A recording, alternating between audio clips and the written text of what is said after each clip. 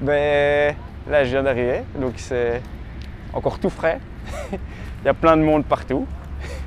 Et évidemment, c'est bizarre d'arriver dans une ville avec plein de monde. Et puis, je ne suis plus habitué. Ça fait quand même 5 mois là que je suis parti, donc ça fait un bout de temps. Ouais. Je suis parti le 15 janvier et après 100 jours de ski, je suis arrivé à Churchill. Donc, je suis d'abord parti de Cougarook sur l'Arctique et puis je suis arrivé après 100 jours à Churchill. Et puis de Churchill, j'ai commencé à rouler en vélo.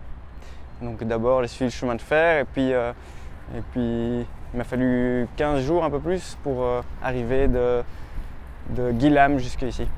15 jours très chauds et très fatigants. Est-ce que tu as eu des difficultés? Oui, j'ai cassé une roue de ma remorque d'abord en plein milieu. Et puis grâce à Facebook, en moins de 48 heures, les gens se sont relayés l'info et ils m'ont trouvé une roue et me l'ont apporté. Quelqu'un a trouvé une roue, il l'a donné à un camionneur, le camionneur me l'a déposé dans une station essence et en moins de 48 heures, j'avais résolu le problème, quoi. Et puis là aujourd'hui, juste avant d'arriver, j'ai aussi cassé ma remorque et j'ai continué pendant un certain moment et puis à un moment donné, j'ai aussi donné à quelqu'un qui me l'a déposé ici à Winnipeg.